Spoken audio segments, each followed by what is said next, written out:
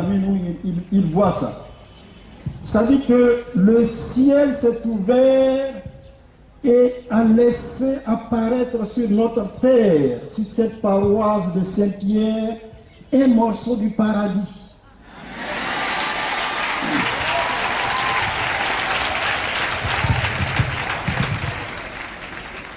Apparemment, quand vous voyez cette dame, vous avez l'impression que vous êtes devant une statue. Mais c'est un être humain que vous voyez là. Nous qui la fréquentons et qui la visitons, nous la touchons et elle bouge à l'intérieur. Et ceux qui viennent chez nous découvrent que c'est un être humain. Elle est dans son corps et dans son âme. Mais c'est une créature divinisée qui est au ciel et qui a accepté de venir sur cette terre. Vous vous rappelez dans l'évangile de Saint Jean, Jésus, dans le premier chapitre de Saint Jean, par l'intermédiaire de Philippe, appelle un disciple qui s'appelle Nathanaël. Et Nathanaël dit, mais est-ce qu'à Jérusalem, il peut sortir quelque chose de bon? Et donc, Philippe lui dit, ah non, tu vas découvrir ce Messie dont je parle. Et quand il arrive, Jésus lui dit, mais voilà un juif, un israélite, en qui il n'y a pas de mensonge. Et Nathanaël dit à Jésus, mais où est-ce que tu m'as connu? Et Jésus lui dit, mais quand tu étais sous le figuier, avant même que Philippe ne t'appelle, je t'ai connu. Et Nathanaël lui dit, mais vraiment, je vois que tu es le fils de Dieu. Alors Jésus lui dit, mais parce que je t'ai dit que je t'ai vu, tu crois que je suis le fils de Dieu? Tu verras de grandes choses encore. Tu verras les cieux ouverts et les anges de Dieu monter et descendre du ciel. Tu verras que la communication entre Dieu et les hommes sera une communication directe. Mais vous voyez, c'est une histoire qui a été racontée dans les évangiles il y a 2000 ans. Cette communication directe avec le ciel, aujourd'hui nous en sommes témoins, par la présence de Marie, mère de la charité chrétienne chez nous. En la touchant, c'est la mère de Dieu que vous touchez, c'est un être humain que vous touchez. C'est parce que notre foi n'est pas grande, alors on ne voit que cette statue. C'est un être humain. Et en plus de cela, elle est venue avec toute la cour céleste. Saint Joseph, son très chaste époux, Padre Pio, Saint Michel Archange, tous les anges. Dieu le Père, Dieu le Fils, Dieu l'Esprit Saint se sont donné rendez-vous aujourd'hui et demain à Saint-Pierre. Et ils vont faire de grandes choses. Ça fait depuis 2005 que Marie, mère de la charité chrétienne, est entrée dans notre histoire, dans notre Afrique, dans notre Côte d'Ivoire. Depuis 2005. Mais regardez un peu, retournez un peu en arrière et vous allez comprendre ce qui est en train de se passer aujourd'hui à Saint-Pierre. C'est en 1995, lors du centenaire de l'église de Côte d'Ivoire, que le légat du pape, le cardinal Poupard, a dit que la Côte d'Ivoire est la seconde patrie du Christ, ou la Côte d'Ivoire est la nouvelle patrie du Christ. Mais en 1995, même les évêques, les prêtres, tous ces gens qui ont consacré leur vie au Seigneur n'ont pas compris ce que cela voulait dire. Comment un cardinal envoyé par le pape peut oser dire que la Côte d'Ivoire, en regardant tous les pays du continent et tous les pays du monde, et dire que la Côte d'Ivoire est la seconde patrie du Christ, la nouvelle patrie du Christ? On n'a pas compris. Mais Satan, qui a toujours des longueurs d'avance, a pris le devant pour mettre du désordre dans ce pays. mais on va lui donner les stockades. Et déjà, depuis le 24 mars, Satan a été détourné de la Côte d'Ivoire.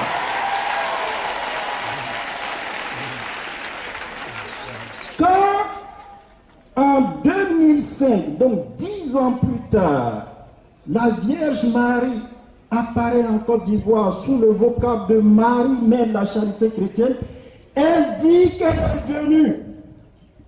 Et ça, je reprends un message qu'elle a donné le 30 août 2012. Je suis Marie, mère de la charité chrétienne,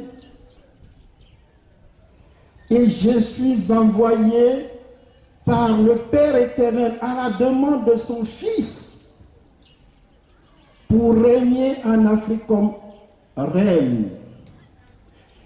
Et que la mission qu'elle a reçue, elle a reçu la mission de libérer l'Afrique de la sorcellerie, de libérer l'Afrique de l'emprise de Satan, de briser les pactes que nos ancêtres ont signés avec les esprits, qui en fait sont des suppôts de Satan. J'ai reçu une mission de restaurer l'homme africain, de transformer l'homme africain, de lui redonner son identité, sa dignité qui a été volée pendant des siècles, pendant des millénaires. Ça, depuis 2005, quand elle est entrée dans notre histoire, c'est la mission qu'elle porte, que Dieu lui a confiée. Elle est venue pour nous libérer, pour la libération de l'Afrique. Elle est venue pour la transformation du continent africain. Elle est venue pour la restauration de l'homme noir. Vous voyez, nous sommes entrés dans une grande aventure. Peut-être que nous allons mourir, nos enfants vont prendre la relève. Mais nous sommes entrés dans une grande aventure avec Dieu, une aventure menée par Marie, mère de la charité chrétienne, une aventure du relèvement de l'homme noir, longtemps maintenu dans la pauvreté, dans la misère, dans le sous-développement. Et aujourd'hui, on est devenus des dépendants, des sous-développés. Mais pour comprendre tout cela, il faut retourner en arrière et comprendre notre histoire aussi. L'homme noir est l'homme le plus méprisé sur cette planète Terre. L'homme noir est considéré comme un sous-homme. Pendant plus de 400 ans, on a réduit l'homme noir en esclavage. Je viens de vivre 7 ans aux États-Unis et je sais de quoi je vous parle. Quand on regarde Obama, on dit oui, mais il est président, c'est le premier noir devenu président aux États-Unis. Allez-y voir la réalité et vous allez comprendre.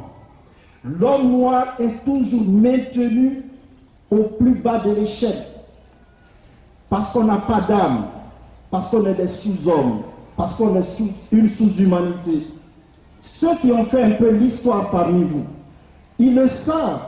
Ils ont appris dans les manuels de l'histoire que la civilisation égyptienne est la civilisation qui a duré dans l'histoire du monde de plus de 5000 ans.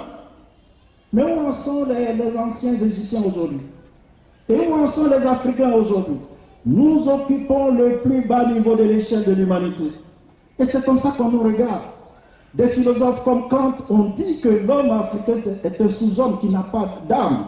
Hegel, son disciple, a développé plus tard pour dire que nous ne sommes pas sortis de l'histoire. Et quand Sarkozy se retrouve au Sénégal et qui dit que les Africains ne sont pas encore entrés dans l'histoire, il ne fait que répéter ce que ces gens ont toujours pensé de l'homme noir.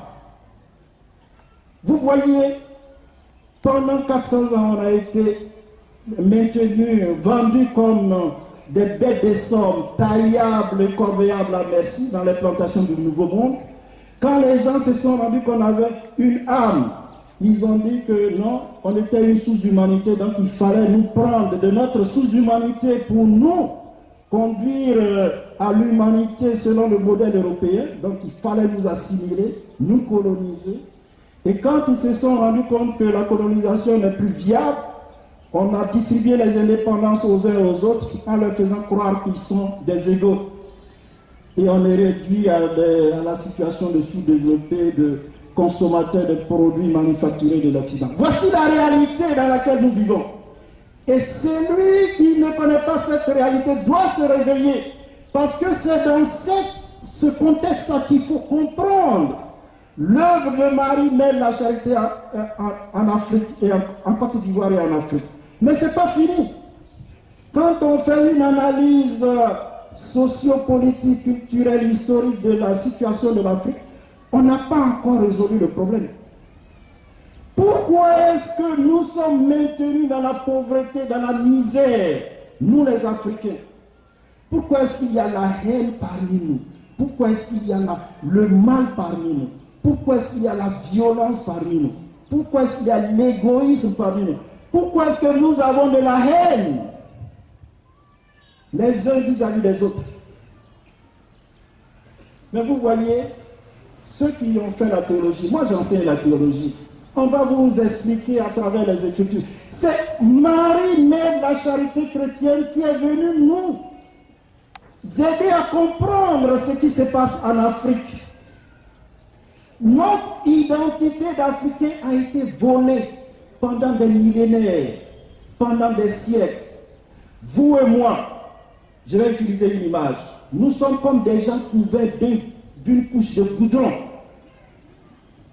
Et ce que nous sommes est caché sous cette couche de goudron-là. Notre identité, notre dignité, notre noblesse, tout ça a été submergé par ce goudron qui a été couvert sur nous. Et nous vivons dans cette situation, inconscients de ce qui se passe. Mais quand Dieu décide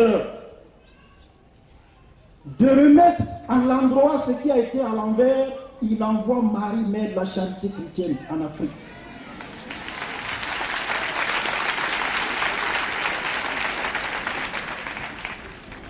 Et vous savez la mission qu'elle a reçue? Libérer les Africains de la sorcellerie. Libérer les Africains de l'emprise de Satan. Briser et détruire les blocages qui viennent des pactes que nos ancêtres ont signés avec les esprits sataniques. Restaurer notre identité, notre dignité, notre humanité. Elle nous a dit qu'elle va faire de nous des géants. Nous serons des géants. Nous allons dominer ce monde. Donc vous voyez, ce que je suis en train de dire, Marie-Mère la Charité chrétienne, ce n'est pas les dévotions, les Je vous salue Marie. Vous savez que la Vierge Marie, dans la tradition de l'Église, est considérée, est nommée, est appelée l'aurore. L'aurore, c'est le petit jour qui annonce le soleil. Et le soleil, là, c'est Jésus pour nous. Elle est venue nettoyer, purifier, détruire, casser tout ce qui a maintenu les Africains dans la pauvreté, dans la misère, dans la dépendance, dans le sous-développement. Elle est venue détruire tout cela. Et elle est venue faire renaître tous ceux qui ont été enfouis dans les profondeurs du mal. Elle est venue détruire, elle est venue restaurer. C'est pour cela qu'elle est venue ici à Saint-Pierre.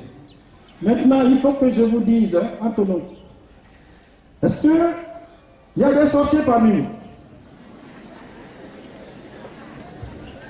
Alors, je vais vous dire, vous savez, chez nous à Dabou, là, ils ont le Nukusue.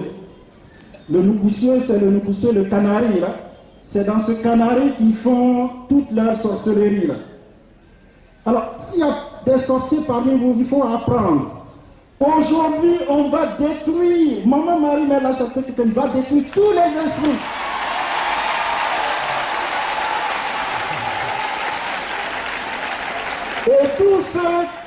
Et tous ceux et celles qui ont leur canari magique, là, leur Nukusue, on va les enfermer dedans.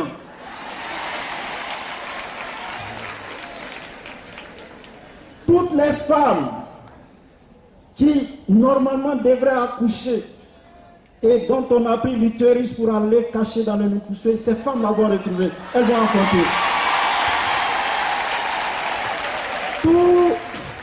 Tous les enfants, même les jeunes, dont on a pris les intelligences pour enfuir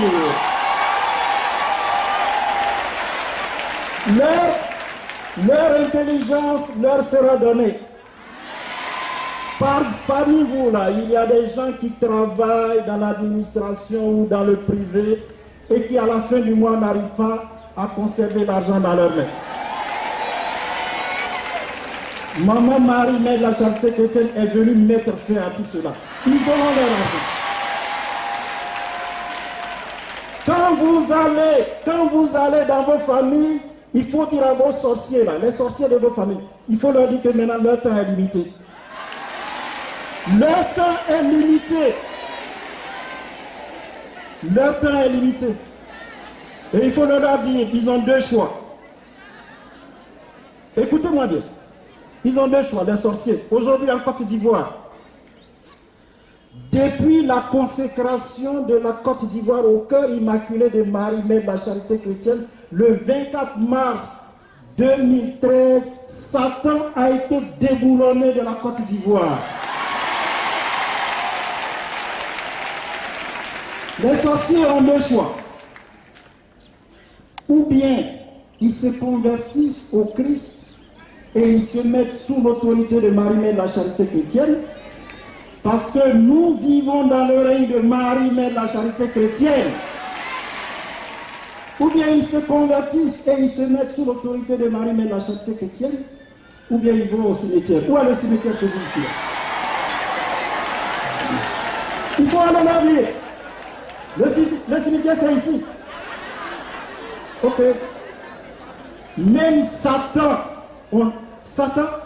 maintenant, quand il nous voit venir dans cette paroisse, il est en train de trembler. Il est troublé. On va lui donner les stockages.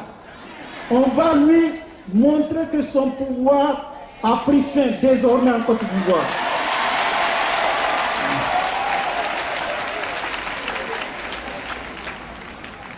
Vous allez voir ce que je suis en train de dire. Je suis de Débrimou. On a été à Débrimou le 24 avril. On a fait la purification et le 19 mai, on a fait la consécration de ce village au cœur immaculé de Marie, mère de la charité chrétienne. Les gens ne croyaient pas, mais je peux vous dire, vous allez là-bas, vous allez voir. Ils ont été laminés, ils ont été détruits, ils sont plongés maintenant dans l'obscurité. Ils ne peuvent rien faire dans ce village. Le village a 4 écoles primaires et il n'y a que chaque année à la fin des examens, il y a 5, 6, 10 admis. Depuis le 19 mai, il y a eu sur 200 candidats, il y a eu plus de 186 admis.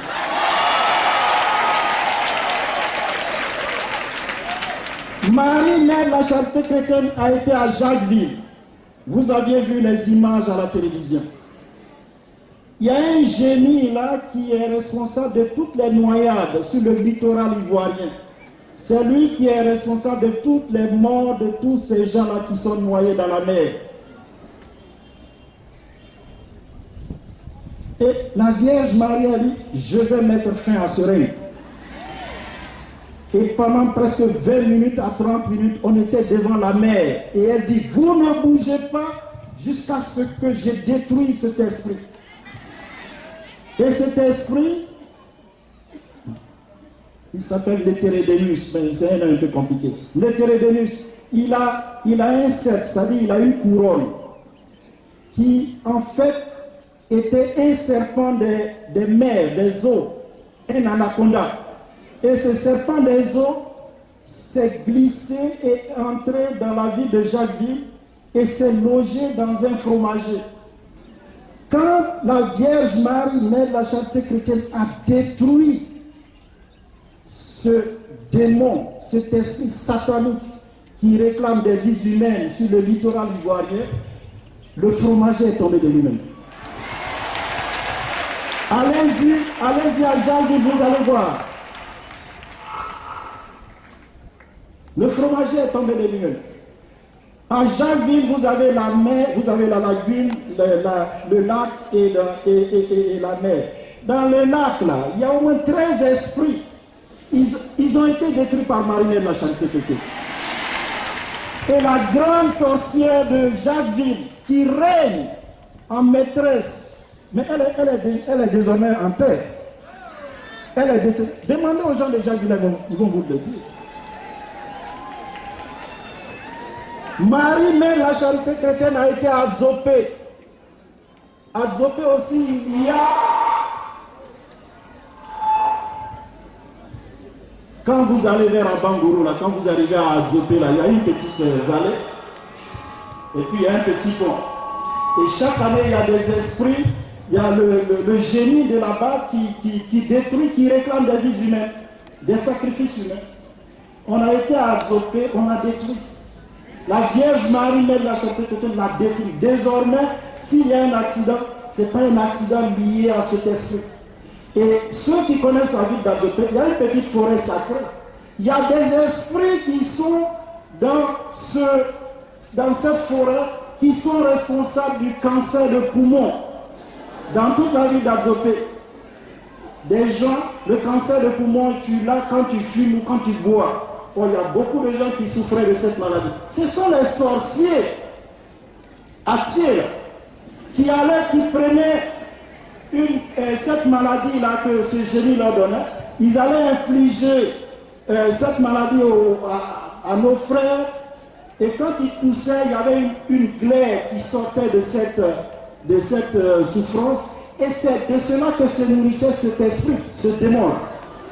Marie, Mère la Charité chrétienne, a été là-bas pour le détruire. Désormais, les gens ne mourront plus de cancer de poumon, il est expliqué à Zopé. On a été jusqu'à Tabaye, ça vous dit quelque chose? Tabaye, là-bas du côté de Bondoukou. Il y avait un génie qui est venu, un esprit, un dragon, qui est venu se planter dans la ville de Tabaye depuis le 14e siècle. Il s'appelle Kundakiti. Il est venu de l'ancien empire du Ghana. Et il est symbolisé dans cette ville par un arbre. Quand les branches ou les feuilles de cet arbre tombent du côté est, beaucoup de gens qui habitent le côté est doivent mourir. Quand ça tombe au nord, au sud, et c'est comme ça. Et puis, à la demande des fils de Tabaye, nous sommes allés à Tabaye. Dans la nuit du 16 au 17 août, à 3h du matin, Maman Marie-Mère la Charité chrétienne a donné à piéger Satan. Parce que c'est à 3h du matin qu'il descend avec ses démons pour commettre les dégâts. Elle a demandé à ses enfants de faire la ronde autour de la garde, autour de l'arbre, avec des bougies allumées, et on devait éteindre toutes les lumières sur toute la ville de Tabaye. Et comme ça, quand Satan vient, au moins il va être attiré par la lumière et il va s'enfoncer. C'était un piège. Satan, il n'est pas intelligent. Mais c'est vrai, il n'est pas intelligent. Mais toi, tu vois la guerre et tu vas foncer ta tête. Il a foncé sa tête. Et à 3h du matin, nous avions commencé la prière. Jusqu'à 3h30, on avait terminé. Mais le lendemain, on a repris la même opération à 3h du matin. À 4h du matin, Maman Marie-Mère la Charité chrétienne nous a dit, désormais, la ville de Tabaye, la région de Tabaye est libérée.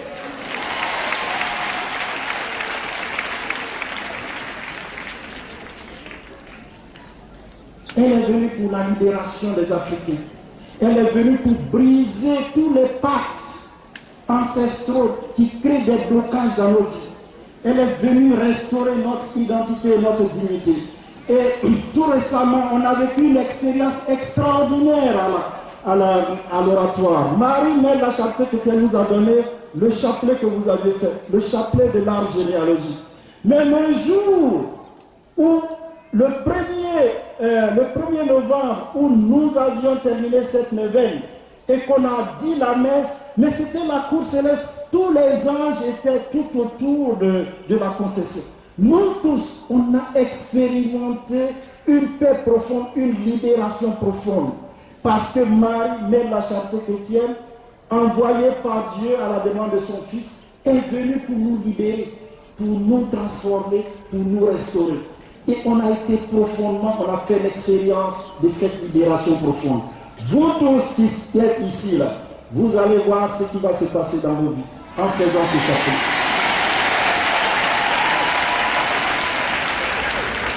Je vais terminer en disant que dans la première lecture, on a parlé de libération.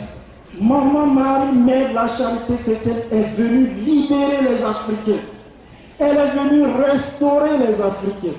Elle est venue transformer les Africains. Mais pour qu'elle y parvienne, elle demande la participation de chacun et de chacune d'entre nous ici. C'est très simple. Il faut lui faire confiance. Il faut s'offrir à elle. Il faut se donner à elle. Il faut consacrer vos familles au cœur immaculé de Marie, mère de la charité chrétienne. Il faut vous consacrer individuellement au cœur de Marie, mère de la charité chrétienne. Quand vous vous consacrez à son cœur immaculé, elle vous enveloppe de son manteau maternel, de son voile d'amour. Et Satan, les sorciers, quand ils se rapprochent de vous, ils vont en arrière parce qu'ils savent que le feu est là. Marie, mère de la charité chrétienne est là. Et qu'elle est venue pour détruire toutes les forces qui sont ennemies de la nature humaine. Elle nous demande d'avoir confiance en elle, d'avoir foi en son Fils Jésus. Vous voyez, pour ceux qui font la théologie, ils vont vous l'expliquer, que ce que Dieu fait, Jésus fait par nature, parce qu'il est Dieu, la Vierge Marie fait la même chose par la grâce, parce que cette grâce lui a été donnée par Dieu lui-même. En donnant son humanité à Dieu, en la personne du Fils de Dieu, le Fils de Dieu lui communique la plénitude de sa divinité. Et donc la Vierge Marie était d'être divinisée, mais dans l'ordre de la grâce. Et donc ce que son Fils peut faire dans l'ordre de la nature, parce qu'il est Dieu, Marie, mère de la charité chrétienne, peut le faire dans l'ordre de la grâce. Et c'est pour cela qu'il faut se confier à elle, se consacrer à elle, lui faire confiance, lui donner nos problèmes, lui confier nos problèmes, nos difficultés, nos souffrances, et elle va nous prendre par la main pour nous conduire vers le Christ, vers Dieu. Au nom du Père et du Fils et du Saint-Esprit.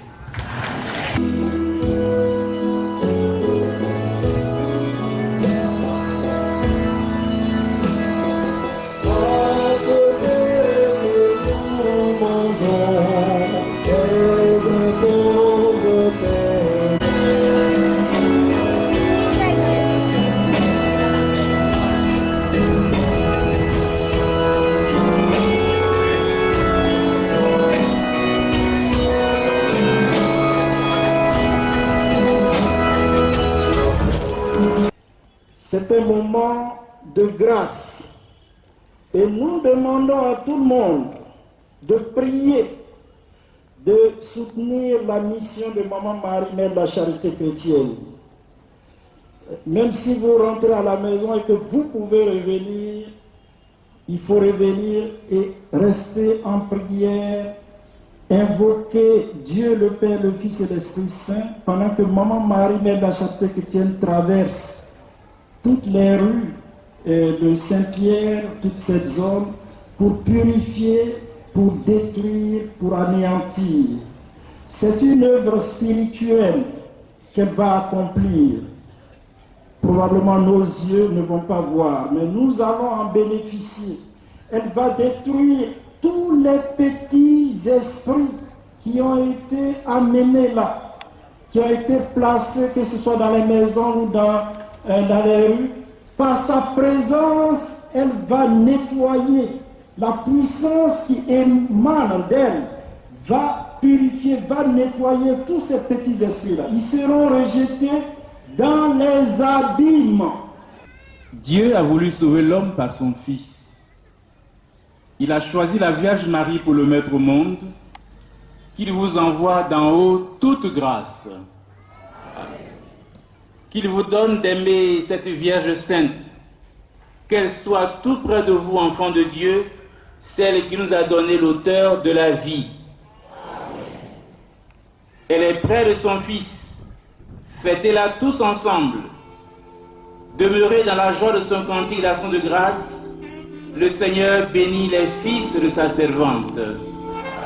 Et que Dieu Tout-Puissant vous bénisse, le Père, le Fils et le Saint-Esprit.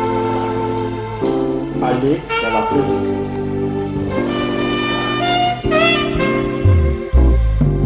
Enfants, je veux vous porter dans mon cœur, afin que vous puissiez ressentir tout l'amour que j'ai pour vous. Je veux que vous puissiez sentir la sève qui s'écoule de ce baobab, car elle est le signe de purification de l'âme et du corps. Elle est le signe de la renaissance. Enfants, je voudrais pouvoir vous délivrer de votre calvaire.